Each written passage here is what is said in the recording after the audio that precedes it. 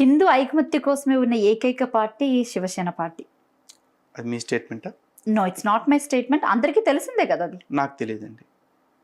Okay, సరే. BJP party ఎలాగుందో అలాగే తర్వాత ప్రసిద్ధిగాంచిన పార్టీ ఏదంటే శివసేన పార్టీ.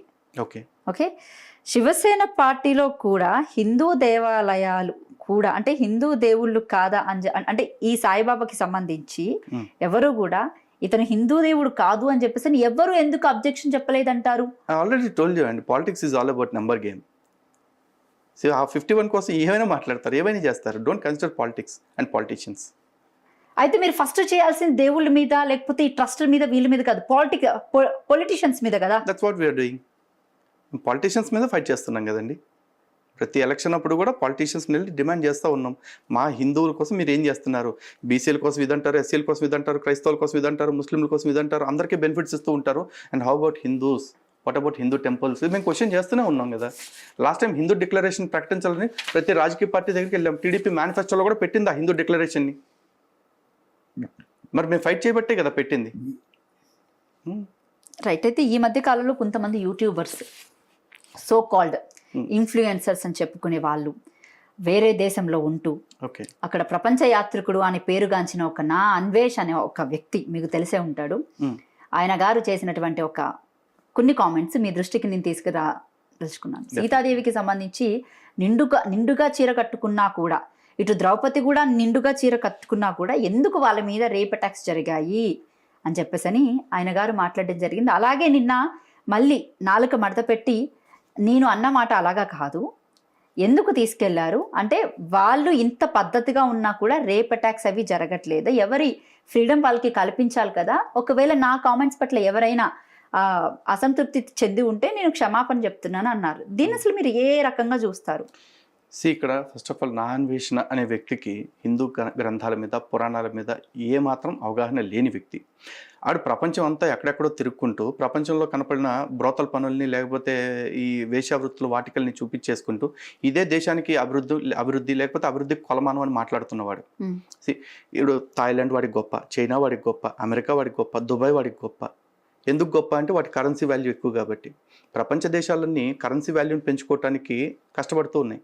కానీ భారత్ కరెన్సీ వాల్యూ అనే దానికి సెకండరీ ప్రయారిటీ ఇస్తూ ఈ దేశపు కోర్ వాల్యూస్ ఏవైతే ఉన్నాయో ఆ వాల్యూస్ని మెయింటైన్ చేయడం, సస్టైన్ చేయడం అనే దానికి హై ప్రయారిటీ ఇస్తూ ఉంది. ఇది వాడికి నచ్చకపోవచ్చు, వాడి లాంటి మైండ్ సెట్ కలిగిన వాడికి నచ్చకపోవచ్చు. అందుకే వాడు పురాణాల నుంచి కోట్ చేస్తూ సీతమ్మ తల్లిని, ద్రౌపది గురించి ప్రస్తావన చేస్తూ ఆడవాళ్ళ వస్త్రధారణకి ముడిపెట్టి ఒక స్టేట్మెంట్ ఇచ్చాడు. ఈ రోజున సీతమ్మ తల్లి మోడర్న్ డ్రెస్లు వేసుకోవాలి, ద్రౌపది మోడర్న్ డ్రెస్లు వేసుకోవాలి, కానీ వాళ్ళిద్దరి మీద కూడా అసాల్ట్ జరిగే ప్రయత్నం జరిగింది, అవునా? కానీ ఏం జరిగినా సరే ఈ రోజుకి కూడా సీతమ్మని దేవతగా పూజ చేస్తున్నాగా. రామాలయంలో రాముడు ఉన్నాడంటే రాముడు పక్కన సీతమ్మ లేకుండా ఉంటుంది ఏ రామాలయమైనా? మిగతా ఆలయాలన్నీ ఇప్పుడు శివాలయాలు ఉన్నాయి, వైష్ణాలయాలు ఉన్నాయి, కానీ సీతారామాలయాలు ఉన్నాయి తప్ప ఒక్క రామాలయాలు ఎక్కడా లేవండి, రాముడు మాత్రం ఉండే ఆలయాలు. మరి సీతమ్మ తల్లికి ఆ గౌరవం ఎందుకు వచ్చింది? కేవలం తన మీద జరిగిన అటాక్ వల్ల తన గౌరవం పోలా, తను మెయింటైన్ చేసుకున్న తన ఓన్ వాల్యూస్ వల్ల తనకు గౌరవం వచ్చింది. అలాగే ద్రౌపది మాత మీద కూడా అటాక్స్ జరిగాయి. ఒకసారి సైందోడు అనే లోఫరగాడు, ఇంకోసారి కీచకుడు అనే పోరంబోగ్గాడు ఆవిడని ఇబ్బంది పెట్టాలని ప్రయత్నం చేశారు. కానీ 2 సార్లు జరిగిన ఆవిడ 5గురిని వివాహం చేసుకున్నా సరే ఆవిడ ఇప్పటికి కూడా పంచమహాకన్యల్లో ఒక ఆవిడగా గొప్పగా చూస్తాం మనం. ఎందుకు చూస్తున్నారు? ఎందుకంటే వాళ్ళుగా ఎక్కడ వాళ్ళ వాల్యూస్కి తిలోదకాలు ఇచ్చేయలేదు. కానీ వీడేం చేస్తూ ఉంటాడు, 14 ఏళ్ళ అమ్మాయి 1000 రూపాయలకి దొరికిందని చెప్పేసి ఆ అమ్మాయితో నేను సెక్స్ చేశానని చెప్పేసి ఓపెన్గా చెప్పుకున్న ఒక పోరంబోకిడు. పైగా నిన్న మొన్న మాట్లాడుతూ వాడు ఏమంటాడు, నేను ఇంకా ఇండియా ఎప్పుడూ రాను, నేను బయట దేశాల్లో ఉండి ఏదైనా సాధిస్తారు, ఇండియా వస్తే రేపు నాకు పిల్లలు పుడితే నా కూతురు కూడా రేపు చేస్తారేమో అన్నాడు. ట్రూ. సో వాళ్ళ అమ్మ ఇక్కడే ఉందిగా, వాళ్ళ అమ్మని ఎప్పుడైనా ఎవరన్నా రేపు చేశారా? చేస్తే చెప్పమానండి, మేము దాచుకున్నాం చెప్పలేకపోయాము, మా అమ్మ మీద కూడా జరిగిందని చెప్పమానండి. ఈ మాట నేను అంటే వాడికి బాధ కలగవచ్చు, వాడికి కలగవచ్చు, వాళ్ళ అమ్మగారికి కలగవచ్చు, కానీ నా దగ్గర ఇంకా వేరే ఆప్షన్స్ ఏం లేవండి. ఎందుకంటే నువ్వు కన్న కొడుకు నిన్ను అవమానించేలాగా మాట్లాడే పరిస్థితి నాకు కల్పించాడు. ఎందుకంటే నా తల్లి భరతమాత గురించి మాట్లాడాడు, ఈ దేశపు హిందుత్వం గురించి, హిందువుల గురించి మాట్లాడాడు. నేను అంటున్నాడు 60,000 మంది మీద అత్యాచారాలు జరిగినాయి, చేసిందంతా హిందువులే అన్నాడు. వీడు వెళ్ళి ప్రతి ఒక్కడి మతం చూసొచ్చాడా? ప్రతి ఒక్కడికి వాడికి సున్నతి అయిందో లేదో చూసొచ్చాడు వీడు పట్టుకుని? లేదుగా. మరి ఎందుకు ఆ స్టేట్మెంట్ ఇచ్చాడు? పైగా దానికి అంటున్నాడు ఈ దేశం కూతురు నా కూతురు మీద రేప్ జరుగుద్దేమో అన్నాడు. హైయెస్ట్ రేప్స్ ఎక్కడ జరుగుతున్నాయి వరల్డ్లో ఎతకండి, ఇండియా 94th ప్లేస్లో ఉంది. మరి మిగతా 93 దేశాల్లో ఏ ఒక్క కంట్రీకి వీడు వెళ్ళలేదా? మనం అక్కడికి వెళ్ళి బతుకుతాడా? అక్కడికి వెళ్ళి బతికితే వీడి కూతురు పుడితే ఆ కూతురు రేపు చేయకుండా ఉంటారని గ్యారంటీ ఉందా? ఇతను ఆల్రెడీ ఒక అమ్మాయిని పెళ్లి చేసుకొని డైవర్స్ కూడా తీసుకున్నట్టు ఒక తనే బయట పెట్టుకున్నటువంటి పరిస్థితి కూడా కనిపించింది మనకు ఒకసారి. ఏం చెప్తారు? ఫస్ట్ ఆఫ్ ఆల్ ఆవిడకి శుభాకాంక్షలు చెప్తానండి, కంగ్రాచులేషన్స్ అమ్మ. వాడి గురించి మాట్లాడటానికి ఇంకేముంది? కాదు, కొంతమంది అంటే ఆడవాళ్ళని కూడా పట్టుకొని ఆయన సోషల్ మీడియాలో నువ్వేలా పెద్ద పతివ్రతవా అంత ఎందుకండి, అంతే వేదాంత్ మీకు ఐడియా ఉండే ఉంటాడు. Okay, Vedant media. Okay okay, so తను యూట్యూబర్, ఇలాగే వీడియోస్ అవి చేస్తూ ఉంటాడు. తను స్వామి మాల వేసుకున్నాడు. అయ్యప్ప మాలలో ఉన్న వ్యక్తి నువ్వు సీతమ్మని ఇలాగా ద్రౌపదిని అనడం కరెక్ట్ కాదు అని చెప్పేసి తను డైరెక్ట్గా ఫోన్ చేసి మాట్లాడితే అప్పటిదాకా స్వామి స్వామి స్వామి స్వామి అన్న వ్యక్తి లాస్ట్లో మాత్రం ఒక ఆడపిల్లగా నేను ఈ వర్డ్ చెప్పకూడదు ఇంగే అని చెప్పేసి అని మాట్లాడడం జరిగింది. అయ్యప్ప మాలలో ఉన్న వ్యక్తిని అసలు ఇతను ఇలా మాట్లాడడం కరెక్ట్ అంటారా? అదే అంటున్నా, స్వామి దీక్షలో ఉన్న వ్యక్తిని మనం ఎంత గౌరవంగా చూస్తామండి, దేవుడితో సమానంగా చూస్తాం. మరి ఆయన స్వామిమాలు వేసుకున్నారంటే ఆయనకు ఆ భక్తి ఎంత ఉండుంటే స్వామిమాలు వేసుకుంటారు. అలాంటి వ్యక్తిని పట్టుకుని నువ్వు హిందువు అని చెప్పుకుంటూ ఆ మాట అంటాం ఎంతవరకు కరెక్ట్? పైగా నేను అతను చూశాను, నేను స్త్రీల హక్కుల కోసం పోరాడుతున్నానని చెప్పేసి అంటూనే ఈ శివాజీ గారి గురించి మాట్లాడుతూ ఈ ఎల్ కొడుకుని చంపేయాలి అని చెప్పేసి అన్నాడు. ఇప్పుడు నీకు స్త్రీల మీద అంత గౌరవం ఉన్నప్పుడు శివాజీని తిట్టు. ఎల్ కొడక అంటే మరి శివాజీ గారు తల్లిని తిట్టినట్టు కదా, మరి ఆ తల్లిని ఎందుకు అవమానించావు నువ్వు? అది పద్ధతేనా? నువ్వు ఆ సమాజానికి నీతులు చెప్పే పోరంబొగ్గడివి. వీడు పైపెచ్చి వీడు ఏం మాట్లాడతాడు? ఏ దేశానికి వెళ్ళినా నేను ప్రతి దేశం పిచ్చి మీద ఆడేశాను, 100 దేశాల పిచ్చిల మీద ఆడేశాను. లేకపోతే ఆడవాళ్ళ గురించి మాట్లాడుతూ నేను ఎవరినంటే ఆటగాడిని అంటాడు. అంటే నువ్వు ఆటగాడు కరెక్టే, నువ్వు ఆడింది ఎవరి మీద? అంటే ఆడవాళ్ళని ఆట స్థలంగాను ఆట వస్తువుగాను చూస్తున్నావా? ఇది ఆబ్జెక్టిఫికేషన్ కాదా స్త్రీలని? రియల్ ఆబ్జెక్టిఫికేషన్ చేస్తుంది వీడు. కానీ విచిత్రంగా సమాజంలో ఎవరు కూడా వాడిని కార్నర్ చేయట్లా. శివాజీ గారు ఇచ్చిన ఒకే స్టేట్మెంట్ని పట్టుకుని శివాజీ గారిని కార్నర్ చేస్తూ ఉన్నారు. శివాజీ గారు ఏమన్నారు? మోడర్న్గా ఉండొద్దల్లా, ఆ మోడర్న్గా ఉండేదాన్ని కొంచెం లిమిట్ చేసుకోండి అమ్మా, ఇక్కడ వరకు ఓకే బట్ ఇక్కడ వరకు చేయొద్దు అని అన్నారు. ఈరోజు సమాజంలో కొంతమంది వచ్చేసి నిజంగా ఏ హీరోయిన్స్ గురించి అయితే ఆయన చెప్పాడో ఆ హీరోయిన్లు ఎవరో రాలా. అనసూయ గారు వచ్చేసారు, నేను ఒక సినిమా హీరోయిన్గా చేశాను అని చెప్పేసి పాపం ఇష్యూ మొత్తాన్ని ఆవిడ మీదకి డైవర్ట్ చేయించుకుని తిట్లన్నీ ఆవిడ కాస్తున్నారు.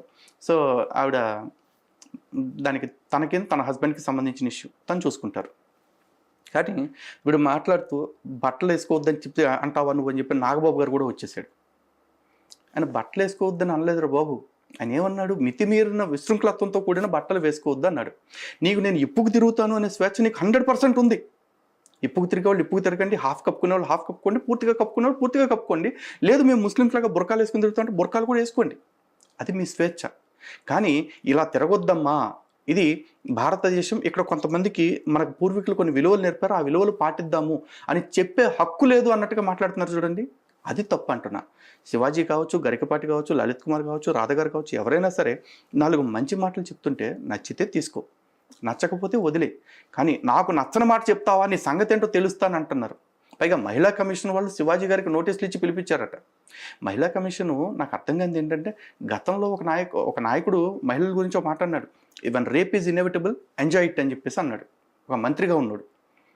రేపు తప్పదు అనిపించినప్పుడు దాన్ని ఎంజాయ్ చేయడం నేర్చుకోండి అని ఆడవాళ్ళకి సలహా ఇచ్చాడు. బహుశా అది గొప్ప స్టేట్మెంట్ అయ్యి ఉండొచ్చు. దాని విషయంలో మహిళా కమిషన్ ఎప్పుడు కూడా స్పందించాల. పైగా ఈ మధ్యకాలంలో వీడు లంచ కొడుకులు, గింజ కొడుకులు, ఆటగాండు, లేకపోతే వాళ్ళు ఏమంటారు ఆడవాళ్ళని పాపలు అంటూ వాళ్ళ బికినీ షోస్ చూపిస్తూ ఉంటాడు. వీడిని ఎప్పుడు మహిళా కమిషన్ నోటీసులు ఇచ్చి పిలిపించి క్షమాపణలు చెప్పించడం నేను చూడలా. మొన్న ఆడెవడో పాస్టర్ గాడు మల్లెపూలు పెట్టుకునే ఆడవాళ్ళు అందరూ కూడా బజార్ వాళ్ళు అన్నాడు. మరి ఆడిని ఎప్పుడు మహిళా కమిషన్ వాళ్ళు పిలిపించి క్షమాపణ చెప్పించలా. ఏంటి కర్మ ఈ దేశంలో మాకు? అంటే మెల్లగా ఈ ప్రవచనాలు చెప్పేవాళ్ళని, మంచి మాటలు చెప్పేవాళ్ళందరినీ కూడా భయపెట్టేసి అసలు హిందుత్వం గురించి, ధర్మం గురించి, వాల్యూస్ గురించి మాట్లాడకుండా చేయాలని కుట్ర నడుస్తులేదా? అంటే ఒకటి చెప్పండి, అమ్మాయి మీద అసల్ట్ జరిగినప్పుడు, లేకపోతే ఆ అమ్మాయి ఒక బాధితురాలుగా కనిపించినప్పుడు, అలాంటి సిచ్యువేషన్స్లో ఎందుకు సుమోటోగా మహిళా కమిషన్స్ వాళ్ళు తీసుకోరంటారు? ఇప్పుడు ఒక పర్సన్ అనగానే సోషల్ మీడియాలో వైరల్ చేసేసి మీరన్నట్టు క్షమాపణ చెప్పించేస్తే ఇమ్మీడియట్గా ఒక చిన్న పిల్ల కానివ్వండి, లేకపోతే రోడ్ మీద వెళ్ళే అమ్మాయి ఆ టైంలో అసల్ట్ జరిగినప్పుడు, లేకపోతే విక్టిమ్ అయినప్పుడు ఎందుకు దాన్ని సుమోటోగా తీసుకొని ఉమెన్ కమిషన్ కానీ ఇలాంటి వాళ్ళంతా ఎందుకు తెర మీదకి రారంటారు, ముందుకు రారంటారు?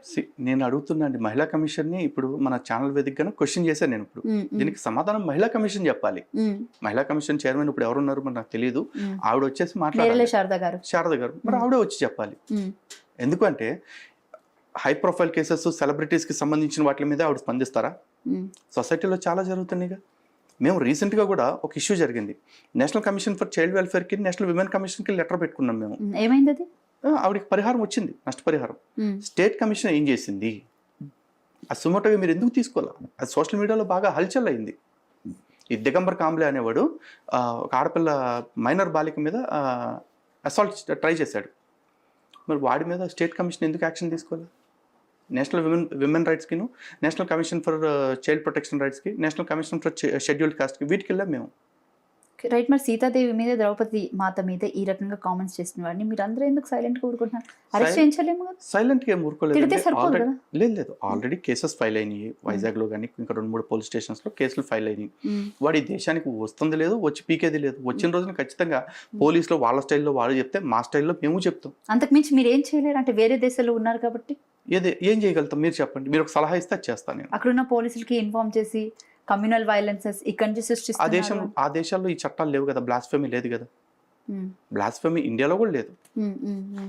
దైవదోషణ చట్టాలు ఎక్కడైతే వీలవుతాయో అక్కడ మాత్రమే సాధ్యమవుతుంది. అది దుబాయ్ లాంటి దేశాల్లో లేకపోతే అరబ్ దేశాల్లో కుదురుతుంది. బట్ అది కూడా అక్కడ విశ్వాసాలని కించపరిస్తే మాత్రమే.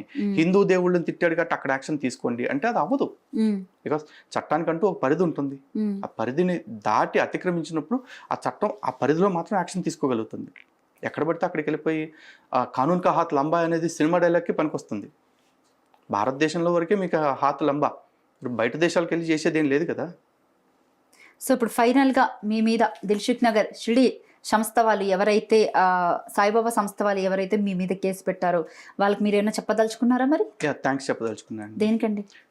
అంటే కేసు ఇప్పుడు దాకా మేము కేవలం ఏంటంటే అప్పుడప్పుడు ఏదో అడపాగా వీడియోస్ చేస్తూ మాట్లాడుతూ ఉన్నాం. అండ్ ఫైట్ వచ్చేసి భక్తులతోటి అనుకుంటూ ఉన్నాము. లేదు ఇప్పుడు బాబాతోటి డైరెక్ట్ ఫైట్ చేయడానికి ఫిక్స్ అయిపోయాము. అలాగే ఈ బాబా లేడు కదా మీకు సమాధానం చెప్పడానికి. మరి బాబా విగ్రహాలు ఉన్నాయి, బాబా దర్గాలు ఉన్నాయి కదా, వాటికి ప్రాణం లేదు కదా. ప్రాణం లేకపోయినా పర్లేదండి. దాని మీద మరి ప్రాణం లేని వాటి మీద కోట్లు వ్యాపారం చేస్తున్నారు ఈ సంస్థాన్ వాళ్ళు. 5 సంస్థాన్ వాళ్ళు ఈ కేసెస్ విత్డ్రా చేసుకుని మా డౌట్లకి సమాధానం చెప్పాలా, లేదంటే సంస్థాన్ వాళ్ళు ఈ దేవాలయ ఈ దర్గాలు ఏవైతే ఉన్నాయి వీటన్నిటిని కూడా దేవాదాయ శాఖ అప్పచెప్పేయాలి. ఈ రెండిట్లో ఏదో ఒకటి జరిగేదాకా మా పోరాటం కొనసాగుతూనే ఉంటుంది. ఇప్పుడు మీరైతే విగ్రహాల గురించి వచ్చారు కాబట్టి మరి మిగతా హిందూ విగ్రహాలు అన్ని కూడా అదే టైప్ కదా, మరి అట్లాంటప్పుడు మిగతా హిందూ విగ్రహాలు అన్ని కూడా ప్రాణ ప్రతిష్ఠ చేసుకున్నవి. ఇక్కడ సాయిబాబా ఆలయంలో ఏముంటుంది, షిరిడి వెళ్ళి చూడండి, అక్కడ విగ్రహం ఉంటుంది, ఆ కింద ఆయన సమాధి ఉంటుంది. ఆయన వాళ్ళు అక్కడ సమాధి ఆరాధన చేస్తున్నారు. ఆ సమాధి కోసం ఎవడొస్తాడు అనే డౌట్ వచ్చి 1956లో అక్కడ కూర్చున్న విగ్రహాన్ని పెట్టారు. 1956కి ముందు అక్కడ సాయిబాబా విగ్రహం ఉందేమో అడగండి.